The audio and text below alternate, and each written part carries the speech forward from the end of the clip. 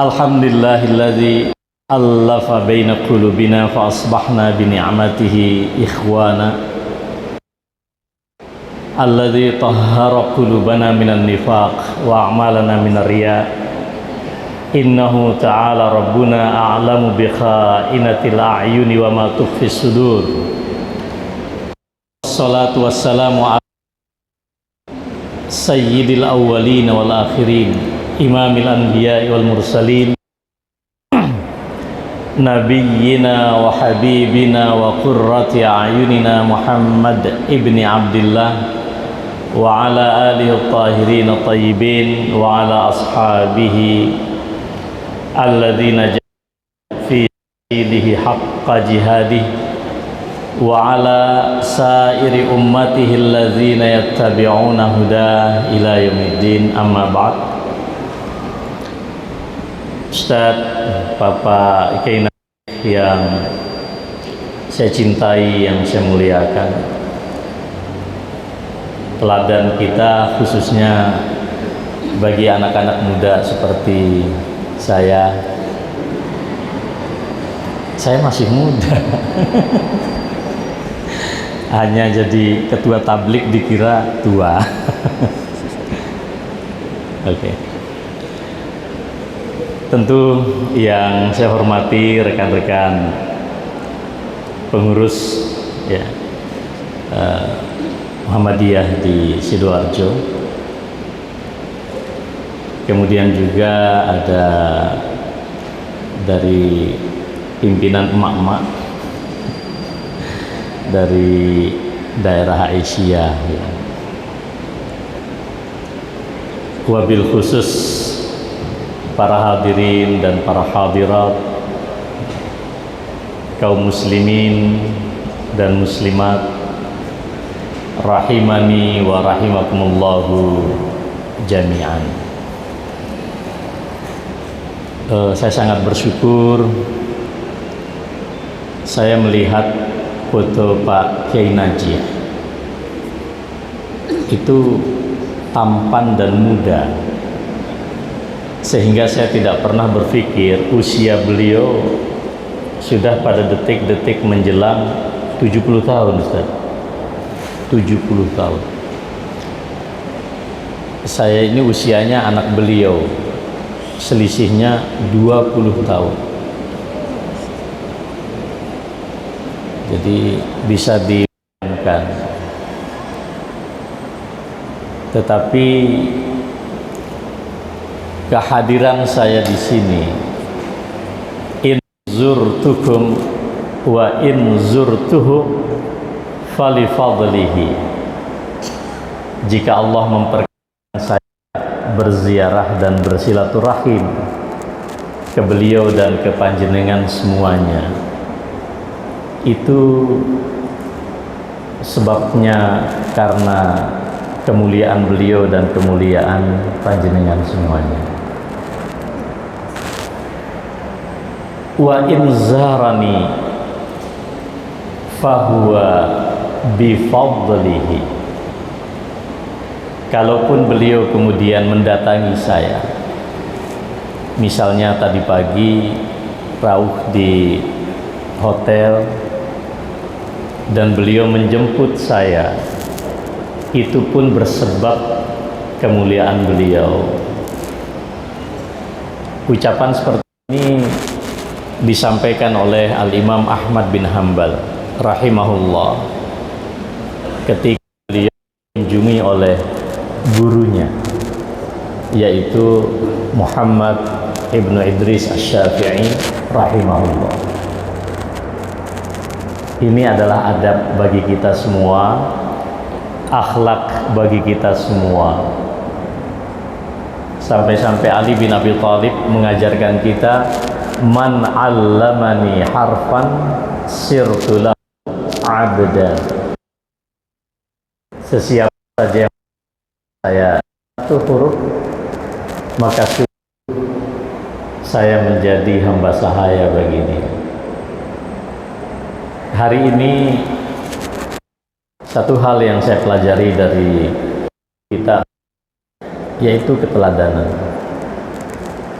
Tadi beliau bercerita bagaimana diri majelis-majelis yang itu Surabaya, Sidoarjo, Lamongan yang jumlahnya itu tidak kurang dari 90 majelis taklim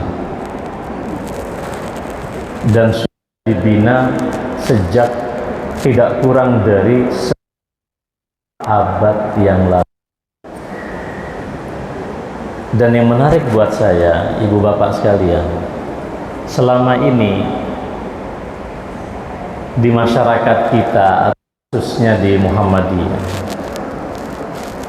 narasi itu kadang hanya menjadi materi kajian saja. Tetapi hari ini saya belajar dari beliau, tauhid telah menjelma menjadi tagline bagi kehidupan kita. Apa majelis beragam? Tadi beliau menunjukkan yang kalau dibaca habis waktu kita. Tapi semua majelis taklim itu disatukan hatinya oleh Allah di atas satu at-tauhid. Kalimat hanya menjadi persatuan majelis taklim yang dibina beliau dan para guru atau kiai kita, tetapi kalimat tauhid akan menjadi pertaruhan kita di hadapan Allah Subhanahu wa ta'ala. Mak, tolong dicatat tuh kiri kanannya, dilihat kiri kanan. Pastikan bapak-bapak serame ini dikumpulkan oleh Allah di rumahnya, nanti masuk surga jangan sendiri. Masuk surga rombongan, ya, menghadapi pengadilan Allah. Wa kulluhum atihi yaumal qiyamati farda. Masing-masing kita akan hadir di pengadilan Allah sendiri-sendiri. Nah, tetapi ketika masuk ke dalam surganya, maka Allah memanggil kita bersama-sama, ya ayyatuhan nafsul mutmainnah irji'i ila rabbika radiyatan mardiyah fadkhuli fi ibadi wadkhuli jannati. Jadi ini harus dipastikan. Besok kata Rasulullah SAW, ini babnya syafaat. Setiap orang mukmin itu akan masuk ke dalam surga. Mungkin ada di antara kita yang ibadahnya kurang, lalu dilihat oleh jamaah lainnya dari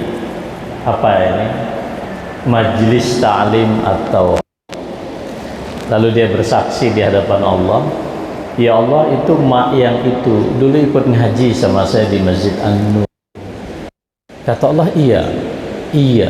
Oh, kalau gitu diperintahkan malaikat, tolong panggil, jangan pergi ke kiri, masuknya ke kanan ke dalam surga. Jadi itu syafaat antara orang mukmin yang satu dengan mukmin yang lainnya, bisa saling memberikan syafaat di hadapan Allah. Bapak sekalian yang saya hormati, sering saya katakan kalau di depan jamaah, min huna nabda wa fil jannati naltaqi.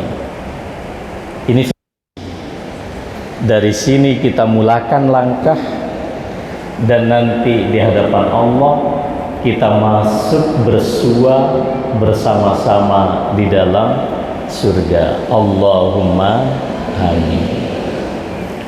Poin yang kedua, saya tadi bertanya kepada Ustadz Najih, Ustadz, apakah ada kader yang membersamai panjenengan? Nah, ini juga menjadi penting bagi kita semua. Rasulullah, Allah Subhanahu wa taala mengingatkan kita, am kuntum syuhada idh hadara ya'qub maut idh qala li banihi ma ta'buduna min ba'di qalu na'budu ilahak wa ilaha abaik Ibrahim wa Ismail wa Ishaq ilaha wahida wa nahnu lahu muslimun. Apakah kalian menjadi saksi dan menyaksikan ketika kematian ajal tiba kepada seorang Yakub dan berkata kepada anak-anaknya, apa yang kalian sembah setelah aku mati? Dan dengan aklamasi mereka menjawab, qalu, bersama-sama mengucapkan, na'budu ilahaka, kami tetap istiqamah Tuhan yang kau sembah, wa ilaha abaik, yang kami sembah juga Tuhan yang disembah oleh nenek moyangmu Ibrahim, Ismail, Ishak. Man huwa, siapa dia? Ilaha wahidah, Tuhan yang satu, la ma'buda bihaqqin illa huwa. Definisinya, tidak ada Tuhan yang pantas dan berhak disembah kecuali Allah. Poin satu. Poin kedua, wa nahnu lahu muslimun, dan kami semua ini berserah diri kepada Tuhan itu. At-taslim li syar'illahi war-ridha biqada'ih, pasrah totalitas kepada semua hukum syariatnya dan ridha dengan ketentuannya. Sehingga para ulama kita mengatakan, kalau ibu bapak dan kita semua ingin masuk surga rame-rame, jawaban kita pastikan sama. Karena pertanyaannya hanya dua, lebih susah jadi presiden ketimbang masuk surga. Catat kalau nggak percaya. Apa pertanyaan pertama? Madza kuntum ta'budun? Apa yang sampean sembah? Sama pertanyaan Yakub kepada anak-anaknya. Jazakumullah khairan. Sembah dulu. Ya. Sama, pertanyaan ini sama. Maka para ulama menyatakan, madza kuntum ta'budun? Apa yang Anda sembah? Definisinya harus jelas. Nah, jawaban untuk pertanyaan yang pertama ada di dalam kalimat la ilaha illallah. Maka Rasulullah mengatakan kepada kita, man kana akhiru kalamihi la ilaha illallah dakhalal jannah. Siapa yang akhir ucapannya di dunia dijemput oleh kematian, la ilaha illallah, niscaya masuk ke dalam surga. Ini pertanyaan pertama dan jawaban yang pertama. Pertanyaan kedua, ya, maza ajabtumul, ketika datang sikap dan jawaban Anda. Nah, tapi Nabi kan gak ada yang datang ke Sidoarjo, dan Rasulullah menyatakan ala ulama warasatul anbiya. Para ulama, saya tidak mengaku saya sebagai ulama,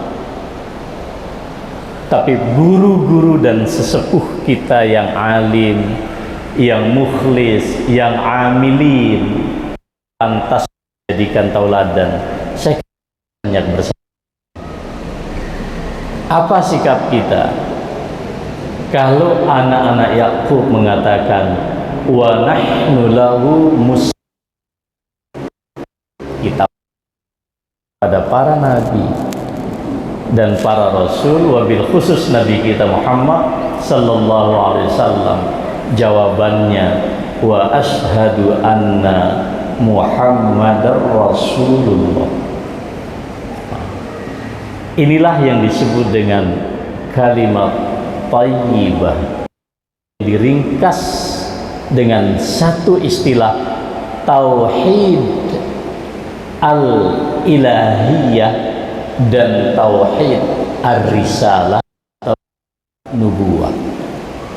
Tauhid secara garis besar dimensinya kepada ilahiyah, ketuhanan Allah, dan yang kedua tauhid dalam dimensi ya. Tadi Farid kita dengan lantunan yang membuat hati kita jatuh, indah merdu suaranya. Selepas beliau membacakan ayat Quran, saya tanya kepada Ustadz Najih, imam ini siapa? Qori kita. Berkah buat jamaah yang sholat di belakang beliau. Indah sekali. Kita paham la ilaha illallah, tauhid ilahiyah, tauhid uluhiyah. Para pendiri bangsa kita termasuk Ki Bagus Hadikusumo rahimahullah memahami dan menafsirkan Tuhanan yang Maha Esa itu artinya adalah tauhid. Tidak ada makna yang lain, bukan monoteisme, bukan teisme. Orang percaya Tuhan itu satu, tapi tidak terdefinisi siapa Tuhannya. Dan ini dipegang oleh gerakan Islam seperti Muhammadiyah. Kalau mak-mak buka itu dokumen, maka makna pertama dari sila yang pertama adalah tauhid dan dalilnya ilahukum.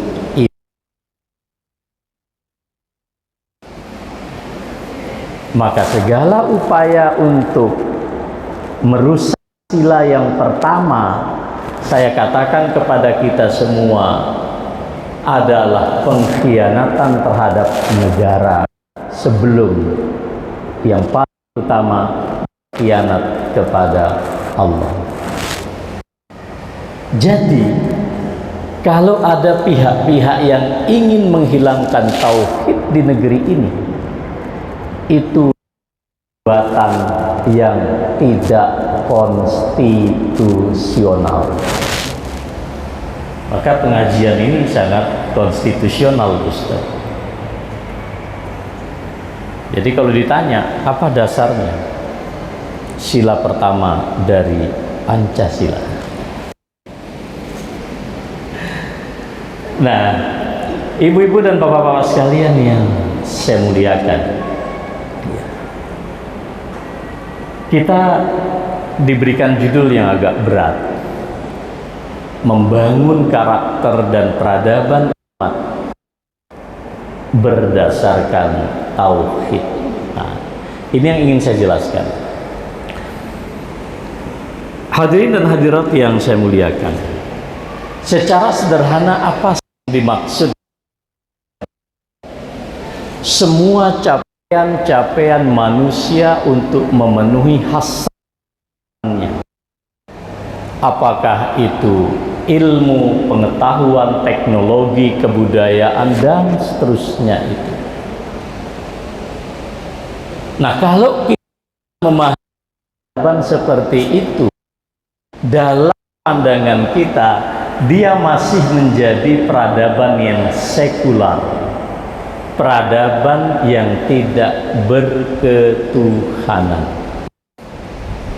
Maka para kita kemudian mengatakan, bila ingin membangun suatu peradaban yang mulia di dunia dan dijamin keselamatannya di akhirat, tidak ada cara yang bisa kecuali mengasaskan peradaban di atas kalian yang diajarkan oleh Rasulullah sallallahu alaihi wasallam.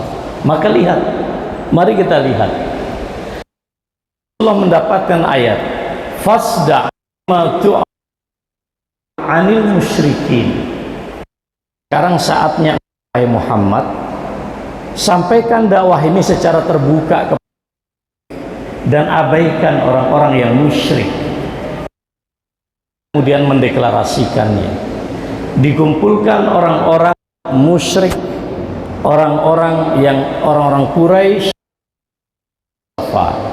dan panjenengan sebagian besar telah menginjakkan bukitnya bukit Sofa. Dan Rasulullah SAW, qultu lakum al khayla min wara'i hadzal jabal turidu tughiru alaikum akuntum musaddiqin. Kalau saya katakan kepada kalian, berkuda di belakang bukit Sofa ingin menyerang, apakah semua percaya? Kalau katakan, ma jarabna alaika kadziban qat, wahai, kami percaya, karena tidak ada presiden dalam hidup, kami percaya.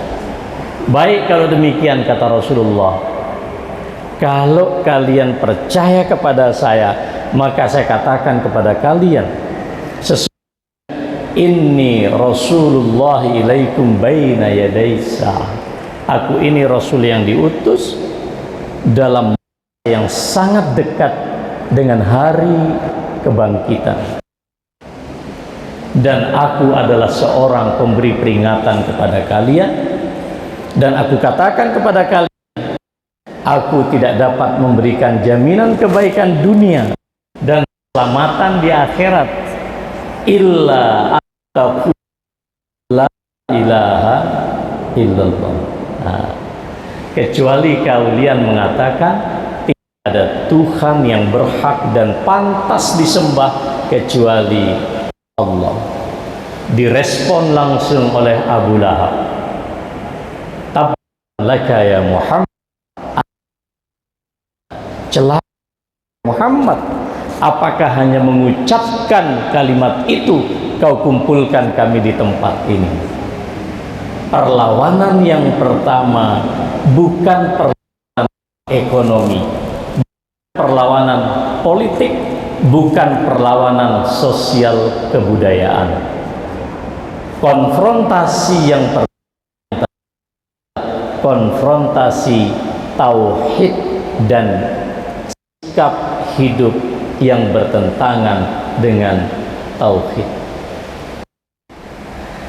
Maka jemaah sekalian yang saya muliakan, apapun yang terjadi ini, mau ibu bapak memperhatikan ada konflik militer, ada konflik politik, ada persaingan budaya, ada persaingan ekonomi, ya, itu bukan semata-mata clash of civilization, bukan hanya benturan dan konfrontasi antar, tetapi yang paling pokok adalah as-sira' bainat tauhid wasyirki, konfrontasi antara tauhid dan kesyirikan. Sampai kapan ini berakhir? Sampai mati. Dalilnya ketika Abu Thalib menghadapi kematian di atas Nabi Muhammad berkata kepada paman, wahai pamanku, katakan satu kalimat yang dengan kalimat ini membelamu di hadapan Allah. Dan dia tetap menolak. Bahkan Nabi diberikan teguran oleh Allah, innaka la tahdi man ahbabta walakinnallaha yahdi man yasha. Sesungguhnya engkau wahai Muhammad tidak akan pernah sanggup memberikan petunjuk pada sesiapapun yang paling engkau cintai, tetapi Allah memberikan petunjuk kepada siapa yang dia sukai. Saya ingin mengatakan, Allah suka sama ibu-ibu, Allah senang sama bapak-bapak. Indikatornya apa? Kita dikumpulkan di majelis tauhid, maka pastikan jangan ada kesyirikan di antara kita. Ibu-ibu kalau suaminya syirik aja nggak enak kan? Coba angkat tangan yang siap dipoligami. Nah, nggak mau. Bapak-bapak nggak usah ditanya ya. Saya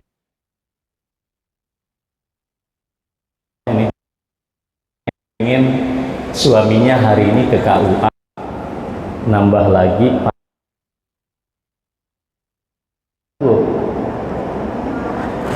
kalau kehidupan antar manusia saja, meskipun itu dibolehkan dalam kondisi tertentu Allah, iya kan, berat rasanya hati ini menerima.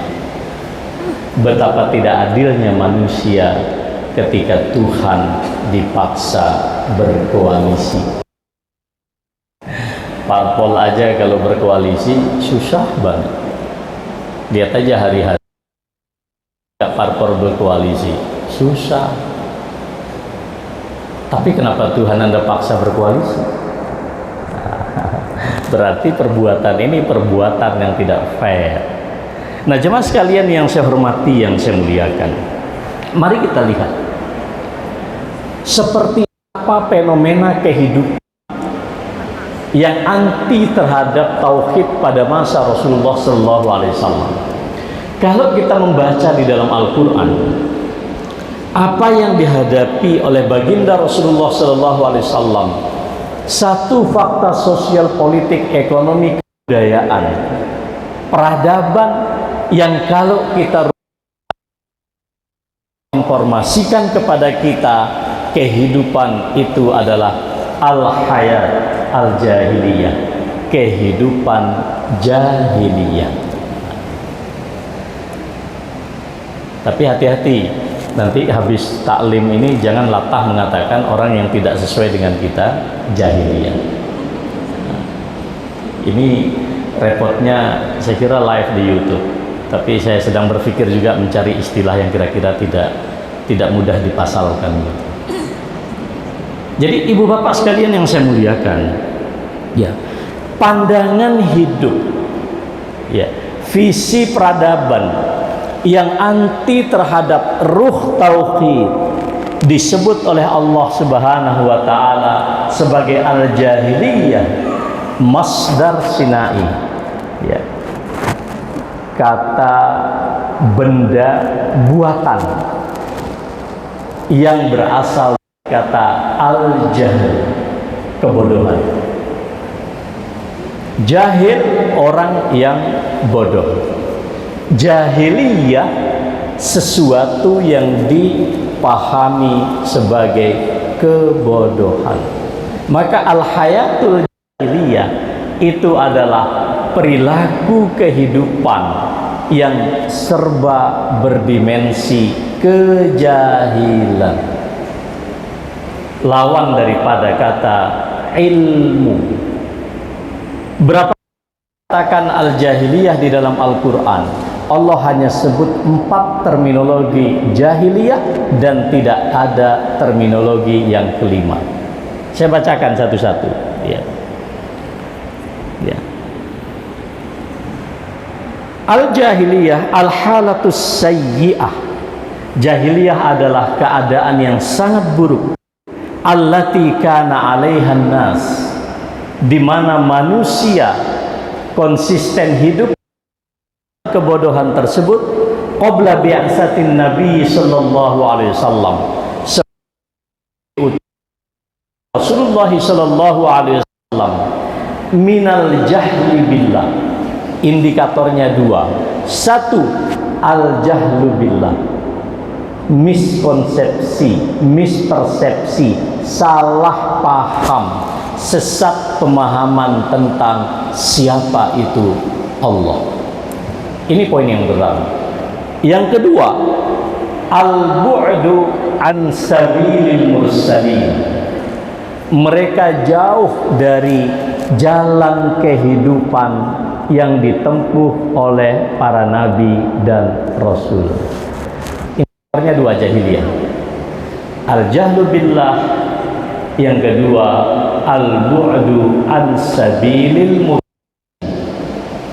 Kejahilan terhadap Allah, miskonsepsi, salah memahami tentang Allah, dan yang kedua jauh atau menjauhkan diri dari jalan hidup para nabi dan para rasul. Padahal kalau kita berbicara tentang Allah, sederhana sekali. Sederhana sekali. Apa definisinya Allah itu? Qul huwallahu ahad. Katakan, ada titah Allah. Katakan, Allah tidak risetmu. Karena yang diperintahkan Anda mengatakan.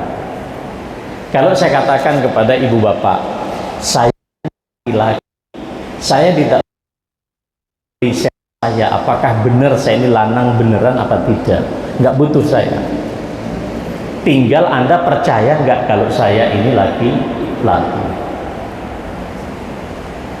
Masa sudah pakai jas, pakai baju, pakai pecis, kok masih ragu saya laki-laki? Itu namanya dablek.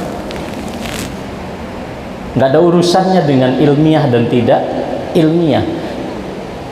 Tauhid maknanya bukan menyatukan Tuhan, bukan ja'alahu wahidan, menjadikannya satu. Mengapa? Allah itu zatnya satu. Seperti saya, sifat hakikat diri saya laki-laki. Saya tidak perlu ibu mengatakan menjadikan Fatur Rahman Kamal laki-laki, wong saya aslinya laki-laki. Kecuali kalau saya punya ideologi malamnya Yeni, siangnya Yo. Ini lagi gencar di Republik gerakan legalisasi homoseksual. Jelas itu. Konsepnya jelas. Allahus samad, lam yalid walam yulad walam yakun lahu kufuwan ahad. Maka makna tauhid yang saya yakini adalah nisbatul wahidiyyati lillahi wa tasdiqu biha, menisbatkan sifat Allah dan membenarkan hakikat sifat zatiyah yang satu ini. Inilah yang dimaksud la ikraha fid din, qad tabayyana ar-rusydu minal ghayy. Kata Ibnu Katsir, Islam benarnya sangat jelas, terangnya terang menderang. Maka Islam, kata beliau, tidak perlu dipaksakan. Kata Hashim Muzadi, kalau ada orang laki kawin sama laki-laki, ini mau nikah apa mau bulat?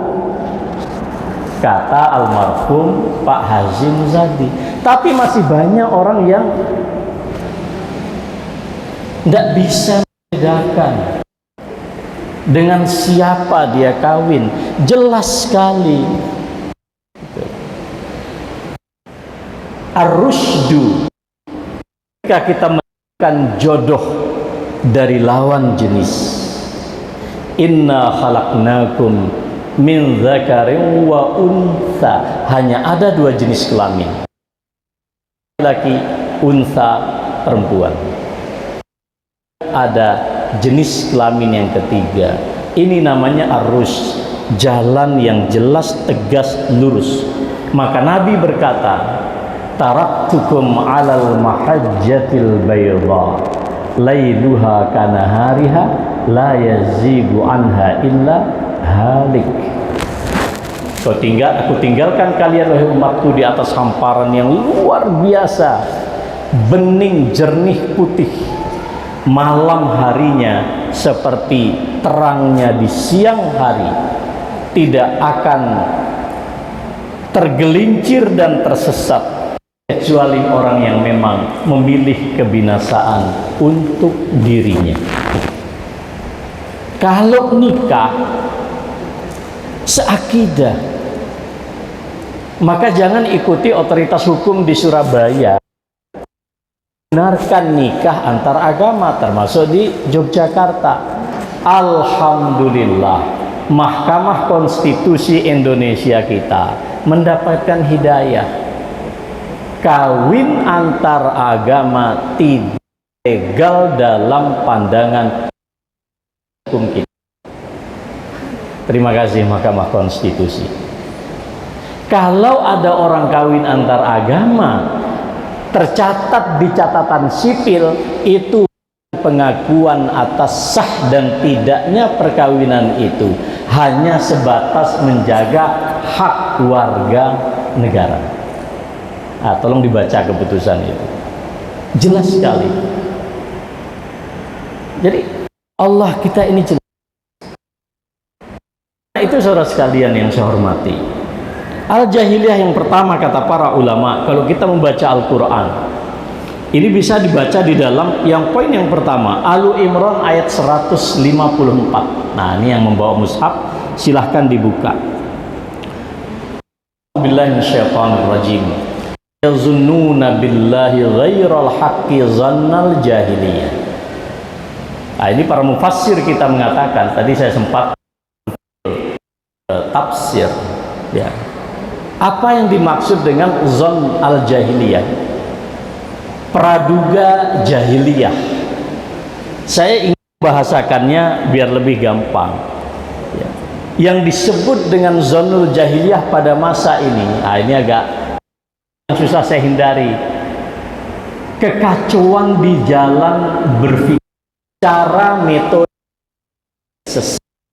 Ini boleh saya katakan dalam bahasa anak-anak kampus, kesesatan epistemologis.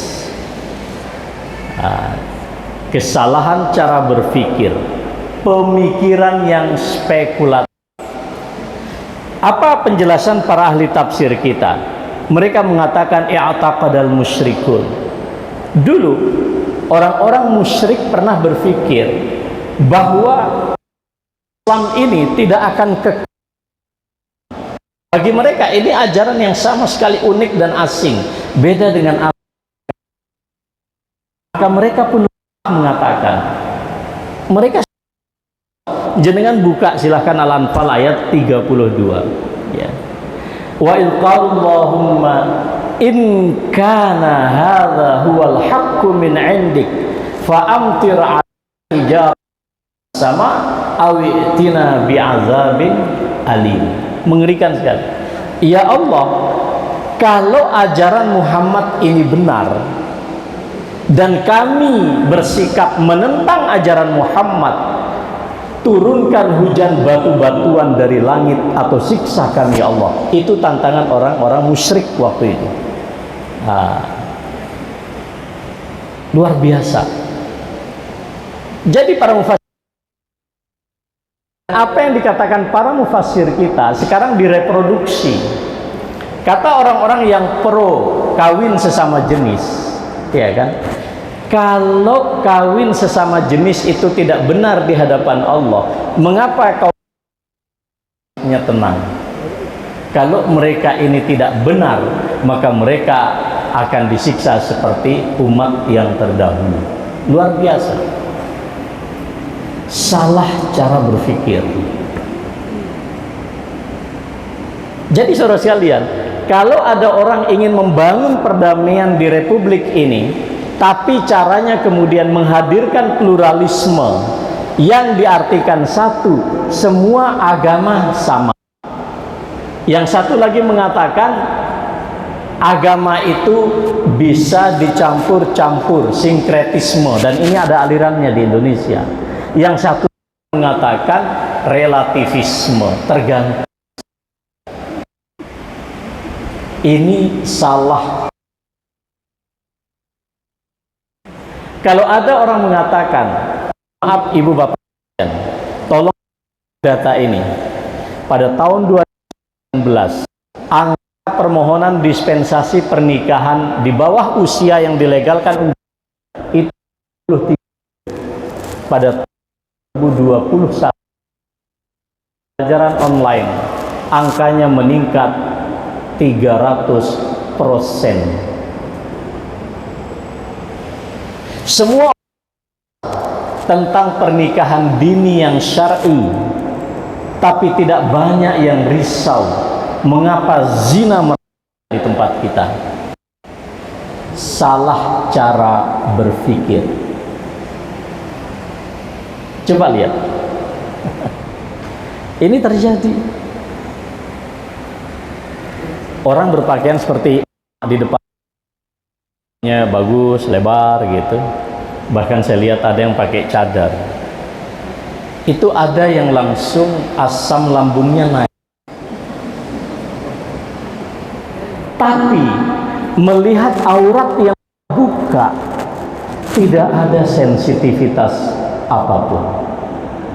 Coba lihat. Pernah nggak pakai hot pants dibilang radikal ekstrim? Pernah. Tapi ibu-ibu di depan saya ini diduga keras. Ada yang mengatakan Anda radikal. Mengapa yang tidak berbusana Anda tidak respon? Padahal saya sebagai laki-laki, termasuk Ustaz Najih nih, walaupun laki-laki, terganggu Ustaz ya. Terganggu kami.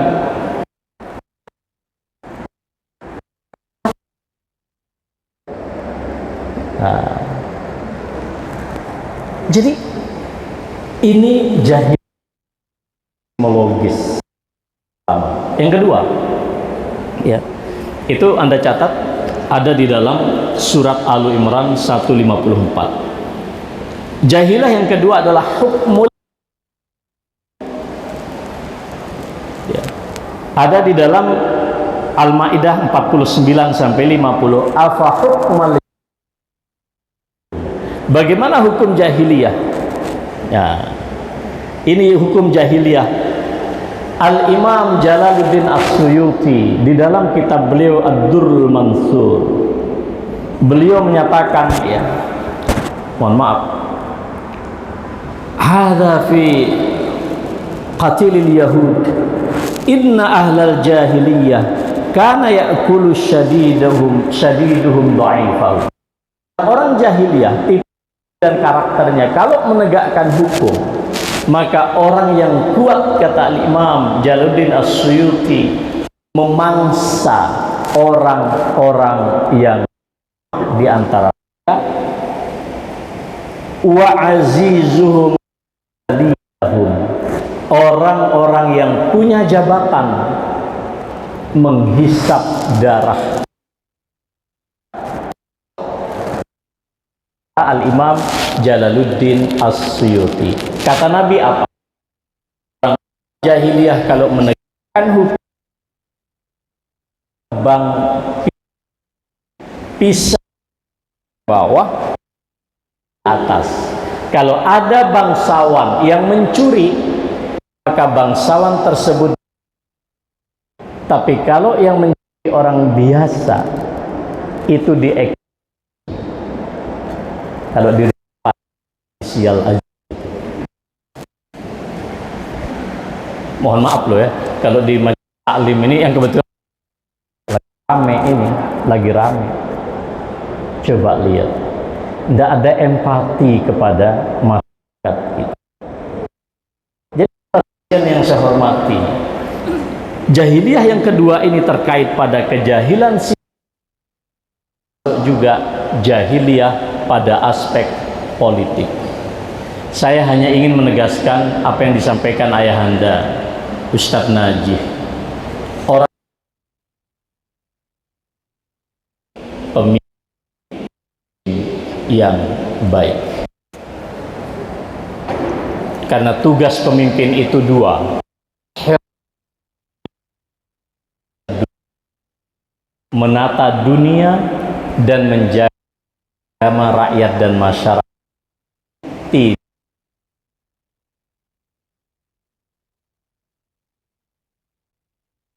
Memilih pemimpin dalam politik Islam itu hanya dua karakteristiknya, yang mengelola dan menata, yang memberikan jaminan bahwa agama ini tetap berjalan seperti apa yang ini. Yang ketiga, apa yang ketiga? Wala tabarrajna tabarrujal jahiliyatil ula. Al-Ahzab ayat 33. Sistem budaya dan tradisi kebiasaan adat istiadat yang anti Tuhan. Nah, ini banyak sekarang. Mak-mak terutama tolong lihat. Ghazul Fikri ini, perang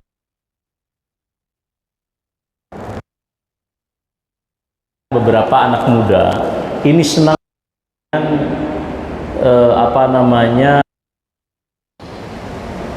kebudayaan Jepang sekarang. Istilah cuman lupa saya. Dia pakai kostum tertentu, pakai rambut tertentu, sebagian auratnya dibuka sedemikian rupa. Dan maaf, ada yang saya lihat anak muda laki-laki pakai lipstik, ininya merah-merah dan seterusnya. Ini luar biasa. Ini di kampus-kampus sekarang sudah masuk ya. Hati-hati loh. Profesor Dr. Mahfud MD mengatakan, Menko Polhukam kita, dana yang digunakan untuk perang kebudayaan seperti ini itu bilangannya beratus-ratus miliar.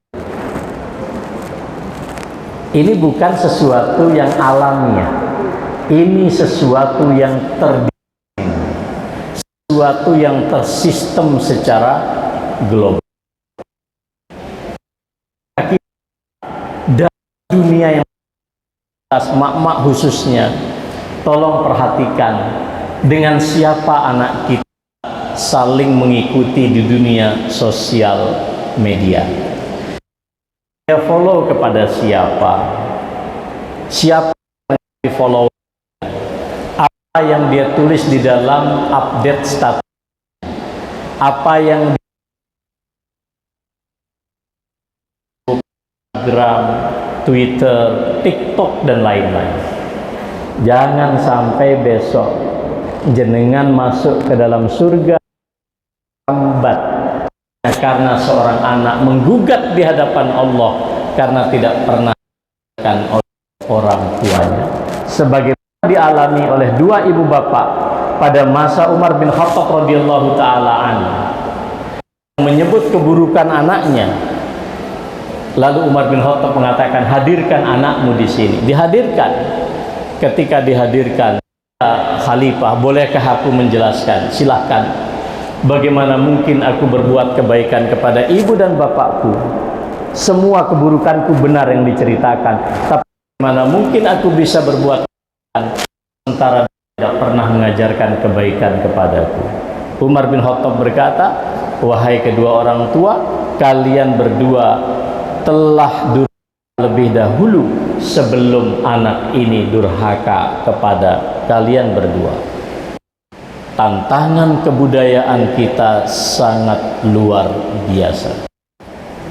Kalaupun di Sidoarjo jumlah orang yang hadir ini 1000, yang masih membuka auratnya mungkin berlipat kali daripada bilangan. Tapi orang lebih risau dengan yang juta-juta. Tapi itulah iman. Jadi kalau mau masuk surga, ya memang kayak begitu. Orang masuk neraka aja serius, masa masuk neraka, masuk surga kita sekedarnya. Jadi nggak boleh. Poin yang keempat tentang jahiliyah ini, ibu bapak sekalian, hamiyatal jahiliyah, Al-Fat ayat 26, kesombongan, rasialisme, fanatisme buta. Tadi sudah diingatkan oleh Syekh Najih. Umat Islam ini salah satu indikator dan karakter utamanya adalah ta'lim. Bagaimana kita menyatukan hati. Kalau kita masih terjebak pada fanatisme buta, status tertentu dihalalkan oleh Allah, maka saya katakan ini adalah naz'a jahiliyah, ini adalah tradisi jahiliyah. Maka Al-Imam Ibnu Taimiyah berkata di dalam kitab beliau Majmu' Fatawa, kalau Anda melihat ada perpecahan yang terjadi para ulama, para tokoh umat, dan di antara umat Islam itu sendiri, percayalah kata beliau, litarkihim al, karena sadar mereka telah meninggalkan esensi daripada ajaran Al-Quran dan Sunnah. Mengapa? Al-Quran dan Sunnah menyatukan dan itu menghadirkan keberkahan, perpecahan dan memecah belah umat, suatu azab dari Allah Subhanahu wa ta'ala. Di mana-mana sering saya ingatkan, antara menegakkan Al-Quran, wa'tasimu bihablillahi jami'a, satu paket dengannya, wala tafarraqu, jangan kalian berpecah belah. Maka pastikan majelis taklim tidak kurang dari 90 kita satukan dengan kalimatul tauhid, dan parameter adalah kalimatul tauhid. Maka saudara sekalian yang saya hormati, ketika ada Al-Quran, jahiliyah di dalam cara berpikir, merumuskan pengetahuan, itu jahiliyah. Maka yang masih memisahkan ini agama, ini ilmu umum sekular, sekularistik, itu juga disebut zannul jahiliyah. Yang kedua, yang dicatat apa tadi? Hukum afa hukmal jahiliyyati yabghun, sistem hukum dan politik. Yang ketiga, budayaan, wala tabarrujnya tabarrujan, dan yang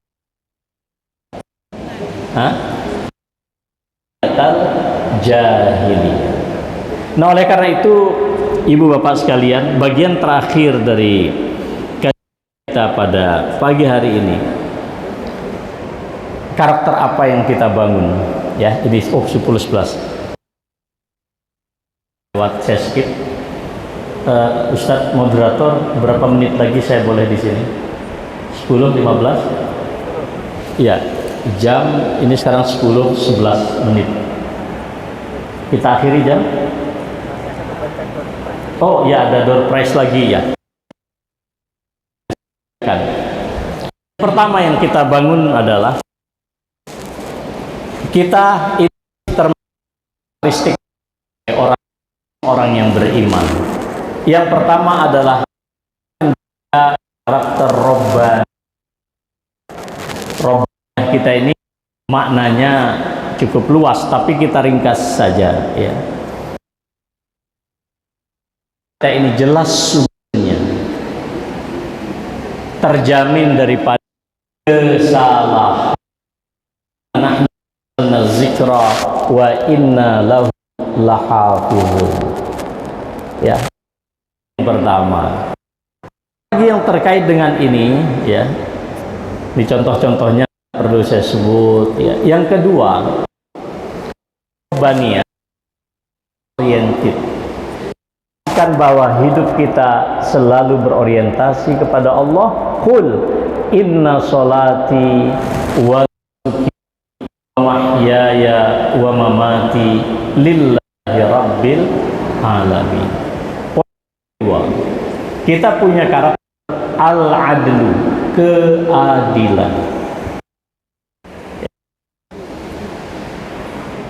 Was-samaa'a rafa'aha wa wazan alla tatghaw fil mizan wa aqimul wazna bil qisti wa la tukhsirul mizan.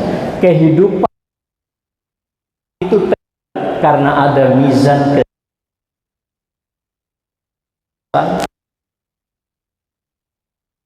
Kenapa? Karena ada apa ya?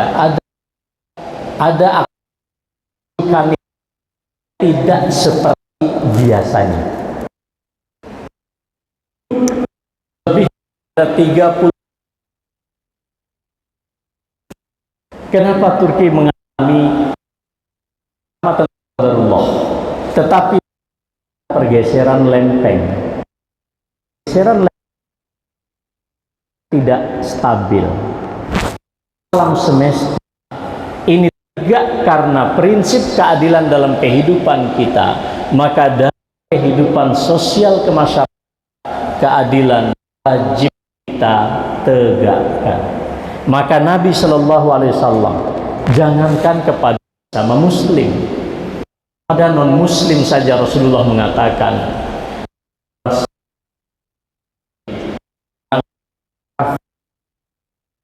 perjanjian dan dijamin hidupnya di negeri Islam, merusak kehormatannya, mengambil hartanya tanpa kerelaan jiwanya,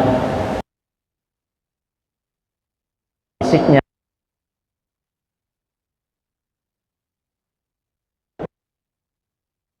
non muslim mati. Walaupun ada perbedaan pandangan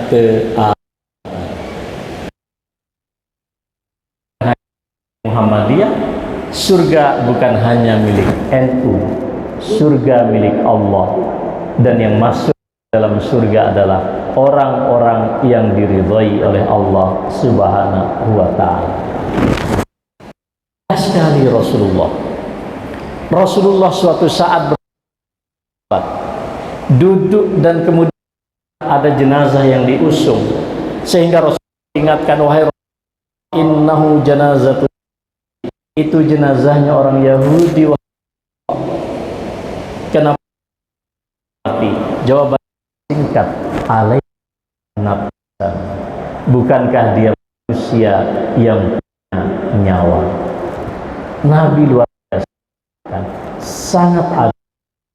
Ketika keadilan hukum dipermainkan, menyatakan lau anna Fatimah binta Muhammadin, kalau Fatimah putrinya Muhammad mencuri, saya pasti potong anak seorang pemimpin negara. Itulah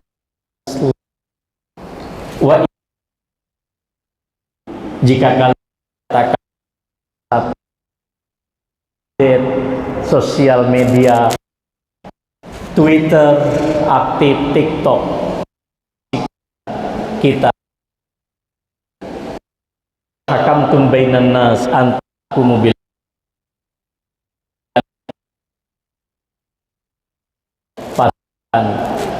hukum dan perlakuan itu. Ini Islam. Ketiga, saudara sekalian yang saya muliakan, ya, ini kita skip, ya. As-syumul. Kita harus menjadi manusia yang holistik, syamilun. Sebagai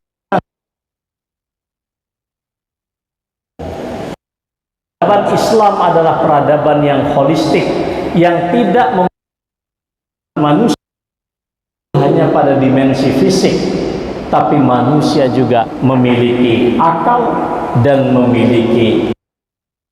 Maka kemajuan kita bukan hanya kemajuan fisik infrastruktur, tapi juga kemajuan. Sudah betul Indonesia Raya, bangunlah jiwanya, bangunlah badan. Ini ada keseimbangan. Sekarang mohon maaf saya ingatkan, visi pendidikan kita sudah meninggalkan Allah dan agama. Padahal Presiden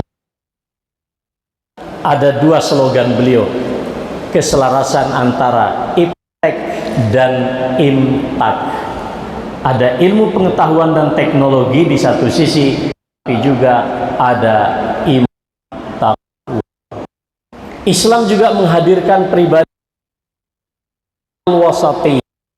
Al-wasati itu bukan tidak punya sikap. Lakum dinukum waliyadin, itu adalah saya ya, sebagai agama saya hormati Anda meyakini agama Anda. Mari kita berbicara tentang muamalah duniawiyah, tidak campur adukkan dengan persoalan akidah.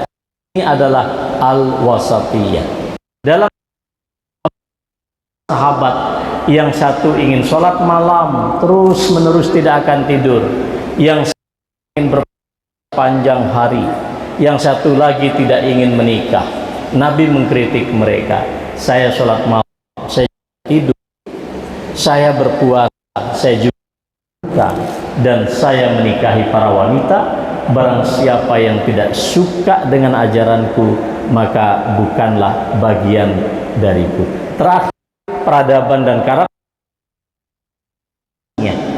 Seorang muslim yang baik itu humanis sekular, sangat manusiawi kepada orang terdekat kita dan kepada siapapun. Coba lihat Rasulullah ketika beliau menerima tamu yang di situ radhiyallahu ta'ala anha, hanya makanan yang disuguhkan punya istri yang lain. Begitu Aisyah dibanting piringnya dan pecah, Nabi pada sahabat, ukhtukum, mbak Iyumu sedang cemburu. Datang Nabi, bagaimana manusiawinya bapak-bapak kepada seorang ibu, seorang istri, diambil makanan itu, ditata. Itulah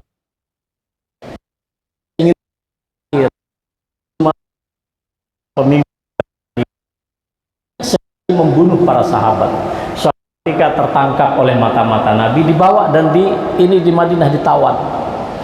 Nabi dengan cara apa itu? Perintahkan kepada istrinya untuk membuat roti yang terbaik, susu yang terbaik. Padahal orang tangkap dan sudah banyak membunuh para sahabat, musuh yang paling besar. Hari pertama disuguhkan, hari kedua diberi suguhan yang bagus, hari ketiga, sampai hari terakhir. Sekarang apa yang kau mau? Dia bilang, saya akan lanjutkan perjalanan ke Mekah untuk umroh, tapi izinkan aku berkata kepadamu, wahai Muhammad, sebelum hari ini tidak ada sosok yang paling aku benci melebihi benci pada diri Muhammad. Hari ini ada sosok yang paling cintai melebihi cinta. Sebelum hari ini tidak ada agama yang aku murka. murka selain agamamu Islam. Mulai dari ini tidak ada agama yang paling aku pegang dengan erat dan aku cintai melebihi Islam. Sebelum hari ini tidak ada negeri yang paling aku musuhi selain daripada Madinah, dan hari ini belahan bumi yang aku Muhammad an la ilaha illallah masuk ke dalam, tidak dengan narasi tapi karena sikap manusiawi. Maka dia pergi ke Mekah. Di Mekah dia bertalbiyah, tidak musyrik. Muda Mekah keluar ingin membunuhnya, lalu para tokoh sesepuh sakiti dia. Ini tokoh Hanif yang kalau kalian bunuh dia, kalian tidak akan makan. Apa? Karena pusat komoditas bahan makanan pokok ada di Banu Hanifah. Lalu dia mengatakan, kalau kalian ingin terus mendapatkan asupan makanan, maka ikuti aku. Lalu dia bersahadat. Bersahadatlah semua anak muda, tanpa kata-kata, tanpa orasi, tanpa narasi. Sekelas pembunuh para sahabat masuk karena sikap dan sifat manusiawi. Jadi saya kira itu saja. Ini hadiah harus segera dibagi oleh panitia. Roda 2, roda 4-nya belum Ustadz ya. Mudah-mudahan nanti kalau ada pertemuan besar lagi, door prize-nya itu roda 2 motor.